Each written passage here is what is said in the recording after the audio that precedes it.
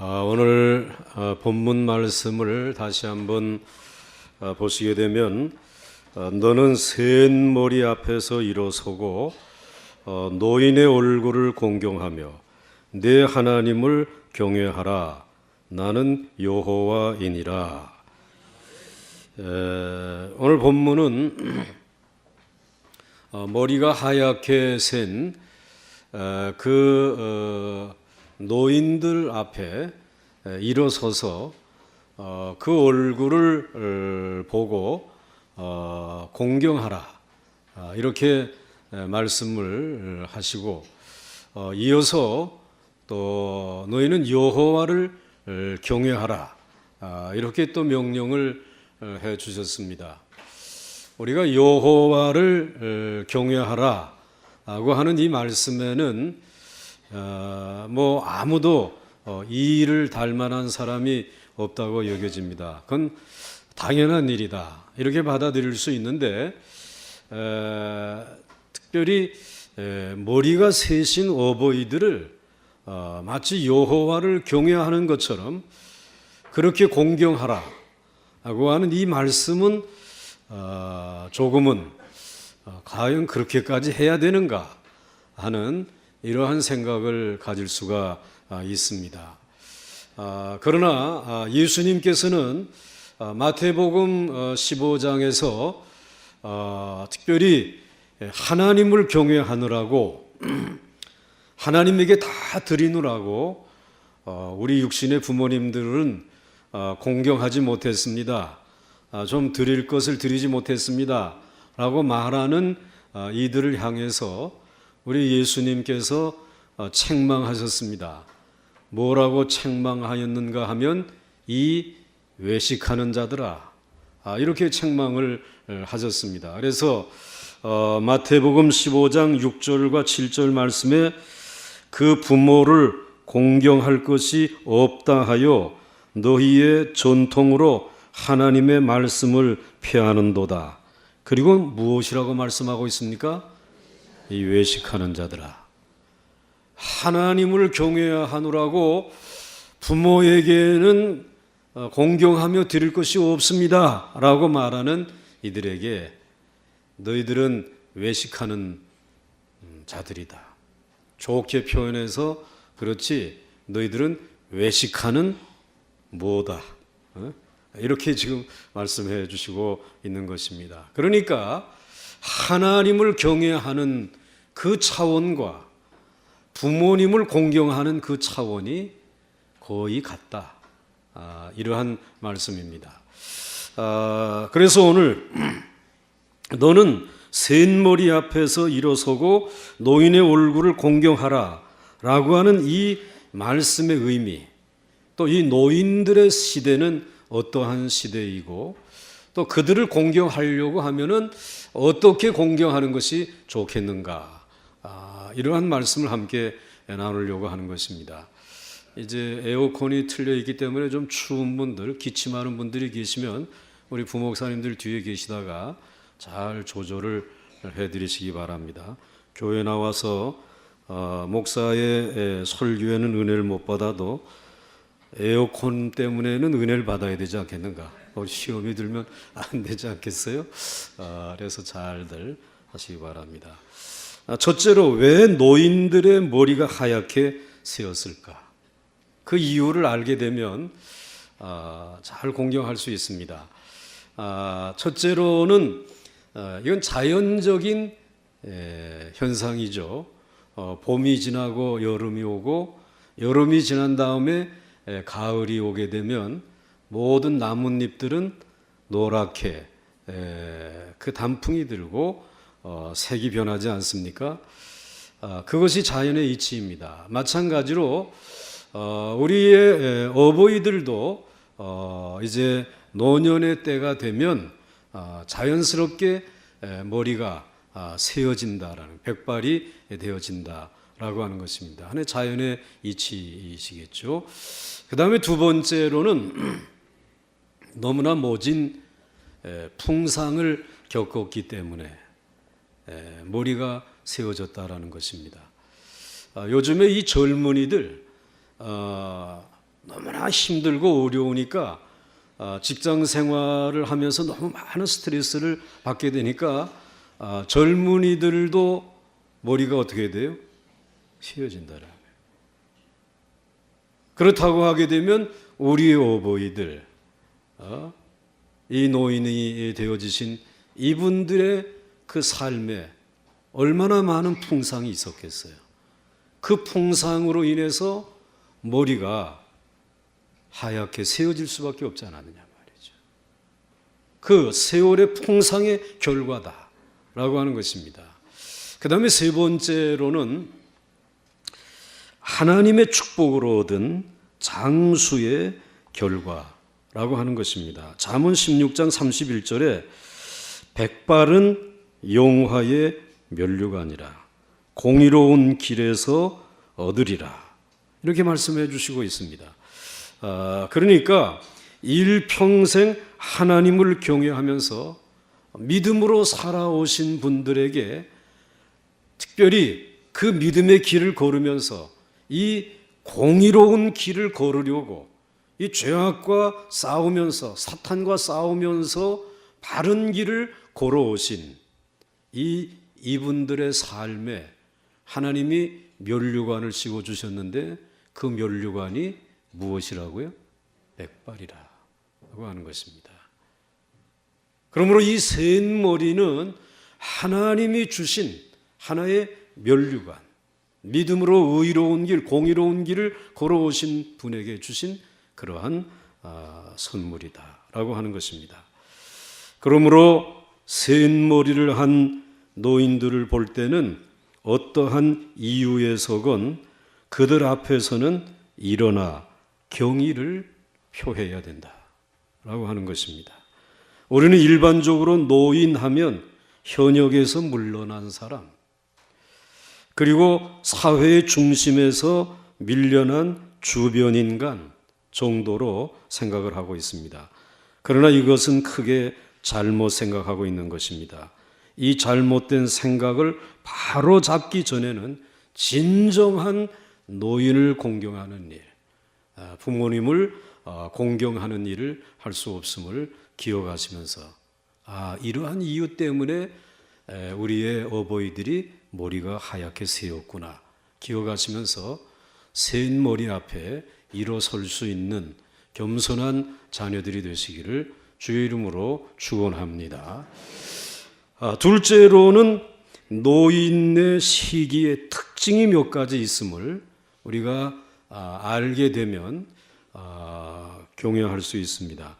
첫째로 노인들은 인간의 일생을 계절로 비유해서 보면 매우 중요한 계절에 다다른 분들입니다. 청년의 시기는 인생의 봄이라고 하는 계절에 해당합니다. 마치 순이 나고 또 잎이 피고 그리고 꽃이 피고 새가 노래하기 시작하는 아름다운 계절과 같습니다. 이 청년의 시기는 자기 마음대로 인생을 출발하고 인생의 씨를 뿌리는 시기입니다. 그래서 청년을 가리켜서 우리는 청년을 봄과 같은 시기라고 해서 청춘이라고 얘기를 합니다.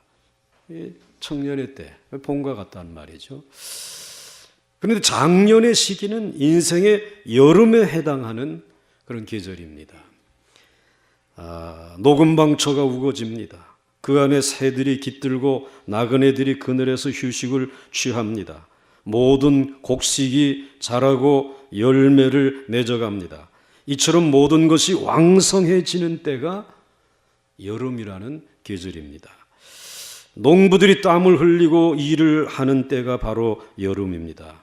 청년기는, 장년기는 이렇게 가정적으로나 사회적으로 모든 면에서 그 시대의 주인으로 땀을 가장 많이 흘려야 되고 활동을 많이 해야 하는 시기라고 할 수 있습니다.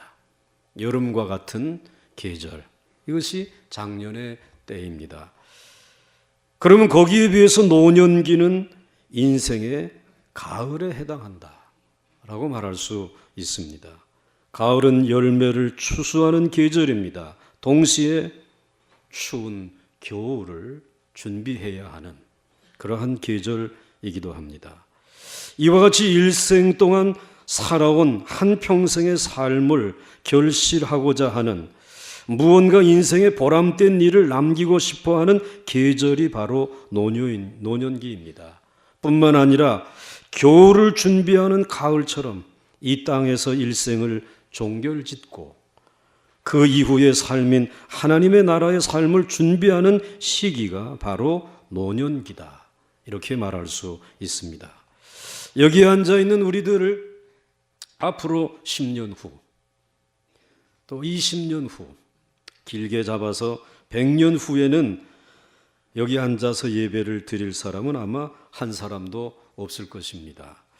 모두가 다 하나님의 나라에 가서 살고 있을 것입니다.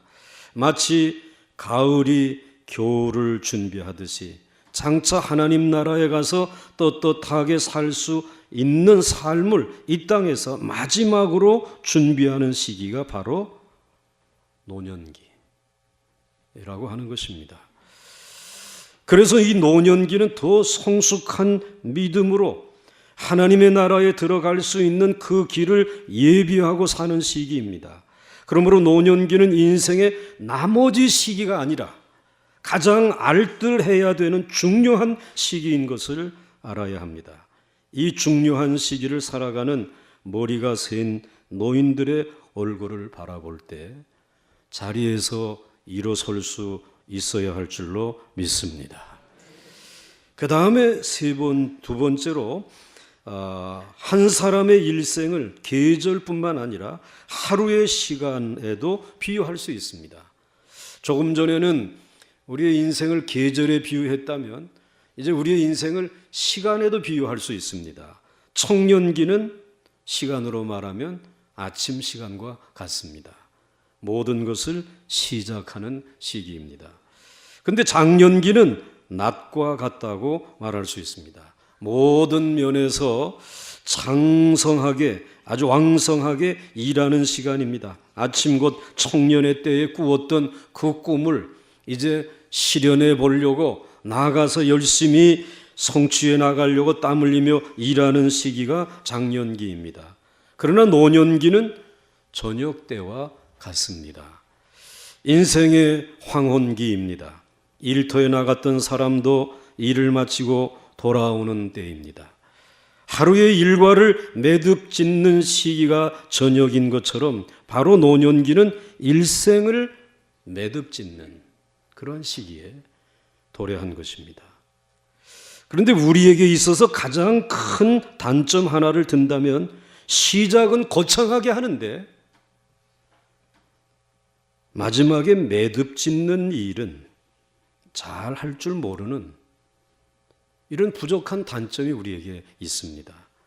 하루 종일 바느질 하고서도 마지막 매듭을 제대로 짓지 못하면 그 바느질이 헛수고가 됩니다. 실이 다 풀려 나가는 것입니다. 노년기는 이렇게 사람이 일생 동안 살아온 그 나머지 부스러기가 아니라 그 사람의 전 생애를 매듭 짓는, 마무리 짓는 너무나 중요한 시기인 것입니다. 노년기를 아름답게 맺을 수 있는 사람이 있다면 그 사람의 일생은 행복하게 매듭 짓는 것이 될 수 있습니다. 그러나 반대로 이와 같이 중요한 시기에 마지막 매듭을 제대로 짓지 못해서 그 일생의 수고가 헛되게 돌아가는 일들이 왕왕 있습니다. 하루 중 가장 아름다운 시간은 동편에 찬란하게 해가 떠오르는 아침 시간이고 또 하루 중 아름다운 시간이 또 하나 있는데 그것은 그 해가 서편에 뉘엿뉘엿 황혼의 아름다운 그런 여운을 남기고 짓는 그 시간입니다. 저녁 시간입니다. 한낮에 장렬하는 뜨거운 태양을 보고 아름답다고 하는 사람의 말은 들어보지를 못했습니다. 마찬가지로 인생의 노년기는 청년기 못지않게 아름다운 시간입니다.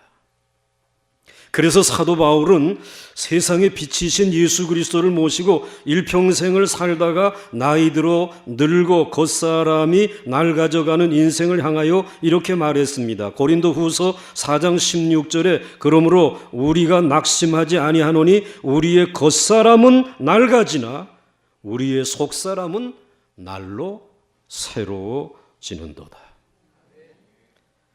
노년기가 되었다고 낙심할 일이 아니라는 것입니다. 도리어 빛이신 예수 그리스도께서 붉은 노을로 저녁 시간을 아름답게 하듯이 노년의 삶을 더욱 새롭게 하신다라고 하는 말씀입니다. 사랑하는 성도 여러분, 여러분의 어버이들이 머리가 새고 얼굴에 주름이 패이고 허리가 굽었다고 인생의 마지막 나머지 시간을 살아가고 있다라고 생각하지 마시기 바랍니다. 그분 속에 계신 예수 그리스도로 인하여 황혼의 찬연한 빛을 오늘도 모든 사람들과 그 후손들에게 비추고 계시는 아름다운 삶을 살고 있는 줄 믿으시기 바랍니다. 아브라함도 75세에 하나님의 부름을 받고 그의 삶을 믿음으로 아름답게 장식하고 모든 인류에게 새로운 삶의 길을 열어놓았습니다. 모세 역시 80세에 애굽에서 400여 년 동안 노예 생활하는 이스라엘 백성들을 구원하여 내므로 민족을 다시 세우고 황혼의 아름다운 빛을 남긴 사람이 모세인 것입니다. 그러므로 여러분 센머리 앞에 일어서고 노인의 얼굴을 바라보며 공경할 수 있기를 주의 이름으로 축원합니다. 그 다음에 또 한 가지 노년기의 특징이 있다면 잊어서는 안 될 것인데 노년기는 그 어느 시대보다 다른 사람들을 많이 축복하는 때입니다. 사랑하는 자녀들을 축복합니다. 사랑하는 가족들을, 특히 어린 손주들을 축복하는 시기입니다. 그래서 할아버지, 할머니들은 어린 아이들을 보시면 누가 뭐라고 하지 않았는데도 벌써 손이 머리 위에 올라가서 그놈 참 귀하구나 이렇게 쓰다듬으시는 것을 볼 수 있습니다. 어깨를 토닥거리면서 잘 크고 있구나 이렇게 축복하십니다. 아이들을 위해서 또한 기도해 주고 싶은 마음이 있어서 그 아이를 향해서 기도하고 그리고 간구하는 모습을 볼 수 있습니다. 그래서 노년의 시기는 더 많이 축복 기도를 해주는 시기다라고 할 수 있습니다. 성경의 인물들 중에는 노년기에 축복하는 생활을 함으로써 그 후손들을, 그 가정을, 그 집안을, 그 사회를 아름답게 빛나게 만들었던 사람들이 많습니다. 아브라함은 노년에 얻은 그 외아들 이삭을 얼마나 크게 축복했습니까? 이삭은 또한 노년의 앞이 잘 보이지 아니하고 감각이 무디어졌음에도 불구하고 그 야곱이라고 하는 아들에게 모든 축복을 다 빌어 주었습니다. 야곱은 나이가 100살이 넘어서 애굽에 내려가서 살게 되었을 때 앞이 잘 보이지 않았지만 그의 손자 에브라임과 므낫세를 무릎에다가 올려놓고 축복 기도를 해 주었습니다. 노년기는 다른 시기보다 더 많이 자녀를 위해서, 가정을 위해서, 사회를 위해서 축복해 주시는 축복의 발자취를 남기는 시기입니다. 그래서 하나님은 머리가 하얗게 새신 분들 앞에 일어서서 그리고 그 노인의 얼굴을 바라보면서 공경하라, 경외하라, 효도하라 말씀해 주신 것입니다. 그러므로 노년의 시기에는 하나님을 더 가까이 해야 합니다. 하나님으로부터 은혜의 빛을 더 많이 받아서 아름답고 풍성한 축복의 빛을 발하도록 노력해야 합니다. 그리고 사랑하는 후손들을 위해서, 교회를 위해서, 사회를 위해서 더 많이 기도하고 축복할 뿐 아니라 더 나아가 천국을 아름다운 믿음, 성숙한 믿음으로서 준비해 가야 하는 너무나 중요한 시기인 것입니다. 사랑하는 성도 여러분, 이렇게 노년의 시기는 사후의 내세를 준비하는 중요하고 자신의 속사람을 더욱 알차게, 보람있게, 아름답게, 보배롭게 준비하는 시기입니다. 이 시기를 맞이하신 어버이들을 대할 때에 오늘 말씀처럼 샌머리 앞에서 일어서고 노인의 얼굴을 공경할 수 있는 우리 모두가 될 수 있기를 주의 이름으로 축원합니다. 이제 마지막으로 어떻게 공경하면 되겠는가 라고 하는 것입니다. 몇 가지 말씀드릴 수 있습니다. 첫째로는 어버이의 존재와 그 큰 은혜와 희생과 수고를 인정하는 것에서부터 어버이 공경을 시작하시기 바랍니다. 검은 머리가 하얗게 센 머리가 될 때까지 모진 풍상을 물리치고 나를 위해 희생하신 그 수고와 은혜를 인정하는 것이 참다운 어버이 공경의 시작입니다. 그 다음에 두 번째로 어버이들이 그 연세에 이르기까지 경험하고 쌓아놓은 지혜를 인정해 드리시기 바랍니다. 이 지혜는 적어도 어버이들이 살아온 세월을 주고 바꾼 지혜입니다. 생생한 삶의 지혜입니다. 아니 수십 수백 대를 거슬러 올라간 조상적부터 내려온 지혜입니다. 값비싼 지혜를, 그 우수한 삶의 능력을 그건 좀 비과학적이네요 라고 말 한마디로 묵살해서는 안 된단 말입니다. 유대인들은 하나님의 말씀과 함께 거의 같은 비중으로 중시하는 것이 조상 대대로 내려오는 그들의 전승입니다. 이것이 전승이다 라고 한마디 하게 되면 더 이상 왈가왈부해서는 안 되는 것입니다. 이대로 가게 되면 우리에게 큰 복이 있다. 그렇게 중요하게 여겼습니다. 노인의 얼굴을 공경한다면 그 얼굴의 주름살과 손바닥에 박힌 굳은 살과 바꾼 그 놀라운 삶의 경험과 지혜를 인정해 드릴 수 있기를 바랍니다. 그 다음에 세 번째, 꼭 필요한 분이시라는 것은 언제나 인정해 드리시기 바랍니다. 머리가 새고 얼굴에 주름이 잡히고 고동의 속도가 느려지면 누가 뭐라고 하지 않아도 그 어르신 스스로가 이제 나는 세상에 존재할 가치가 없는가 보다라고 하는 열등의식을 갖게 됩니다. 인생이 갑자기 서럽게 느껴집니다. 그때에 어머니, 우리 집에 어머니는 아직도 꼭 필요하신 분입니다. 어머니는 꼭 계셔야 합니다. 아버님, 우리 집에 아버님은 꼭 필요하신 분입니다. 아버님은 꼭 계셔야 합니다. 라고 인정해 드리면 그렇게 좋아하실 수가 없습니다. 이것은 돈이 드는 일이 아니라는 말입니다. 그 다음 네 번째, 부모님의 선하심을 인정해 드려야 합니다. 부모는 설령 악하게 살아왔어도 자녀만큼은 선하게 살기를 원합니다. 부모는 그저 실패에 실패를 거듭했어도 자식은 늘 성공하기를 바랍니다. 자신은 거짓되이 살았어도 자식만큼은 진실하기를 바라는 것이 부모의 마음입니다. 그래서 부모의 이 같은 마음을 두고 마틴 루터는 말했습니다. 부모는 세상에서 하나님을 대신하는 유일한 분이다. 그 선한 마음을 가지신 분이십니다. 부모의 선하심과 인자하심을 인정해 드리면서 감사와 존경과 순종과 기쁜 마음으로 섬기는 것이 효도인 줄 믿습니다.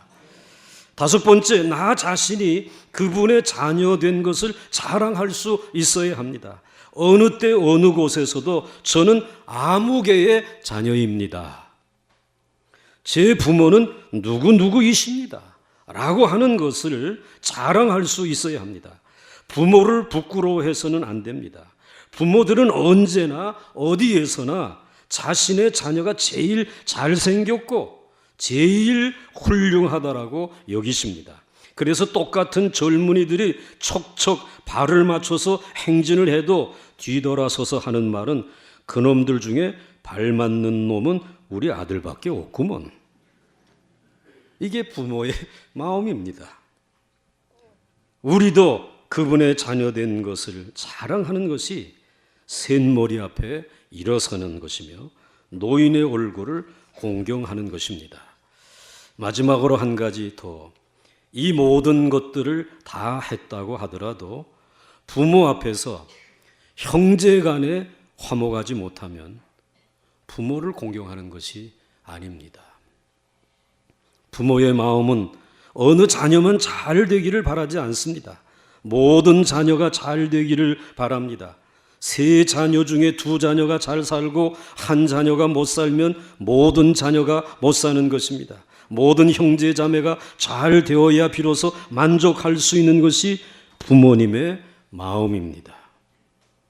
집을 나간 탕자가 돌아왔을 때 그 동생을 반갑게 맞아들이지 않는 형의 모습을 아버지는 언짢게 생각하셨습니다. 그러므로 다른 효도는 못해도 형제간에 우애하며 사시기 바라고, 이것이 셋머리 앞에서 일어서고 노인의 얼굴을 공경하는 것인 줄 믿으시기 바랍니다. 사랑하는 성도 여러분, 이것이 이 땅에서 하나님의 약속대로 범사에 형통하며 장수하며 축복의 생애를 살아갈 수 있는 유일한 길입니다. 에베소서 6장 1절에서부터 3절까지의 말씀을 한번 한 목소리로 또박또박 읽겠습니다. 시작. 자녀들아, 주 안에서 너희 부모에게 순종하라. 이것이 옳으니라. 내 아버지와 어머니를 공경하라. 이것은 약속이 있는 첫 계명이니 이로써 내가 잘되고 땅에서 장수하리라. 아멘. 부모를 공경하는 것과 하나님을 경외하는 것은 같은 차원의 일입니다.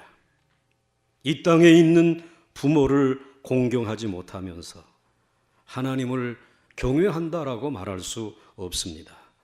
머리가 새여 이제 하늘의 또 다른 삶을 조심스럽게 주섬주섬 준비하고 계시는 우리의 부모님들, 황혼의 아름다운 때를 살며 지나온 삶을 아름답게 매듭지으기 위해서 온 힘을 기울이시고 계신 우리의 어버이들, 자신이 하나님으로부터 받은 모든 은혜와 축복을 후손들에게 남김없이 아낌없이 남겨주려고 축복하고 또 축복하는 셋머리 앞에서 언제나 일어나 경의를 표하고 노인들의 얼굴을 대할 때 하나님을 공경하듯이 저들을 공경하는 복 있는 하나님의 사람들이 되시기를 주의 이름으로 간절히 축원합니다. 축원합니다. 시인 김용택의 어머니라고 하는 시를 함께 읽고 찬송하고 기도하겠습니다. 한번 같이 또박또박 시인이 된 것처럼 어머님의 마음을 한번 생각하면서 같이 읽겠습니다. 시작. 어머니, 어느 날 동네 형한테 얻어맞고 울며 집에 들어갔다. 우리 어머니 부엌에서 부직갱이 들고 나오며 사내 새끼가 밖에서 한 일 집안으로 끌고 들어온다며 부직갱이로 나를 때렸다. 맞은 자리 손으로 만지며 자운형꽃 핀 텄논 논두렁으로 도망갔다. 그 뒤로 울 일이 있으면 대문 밖에서 다 울고 집에 들어갔다. 우리를 담대한 사내 대장부로 키워주신 분이 누구이십니까? 정말 맞습니까? 그렇습니다. 그분들의 투박한 그 말 한마디, 그리고 막대기로 우리의 등짝을 내리치셨던 그 가르침이 오늘 우리를 대장부가 되게 한 것입니다. 오늘 여러분들 그렇게 여러분의 자녀들을 또한 대장부로 키워나갈 수 있기를 주의 이름으로 축원합니다. 우리 함께 찬양하겠습니다.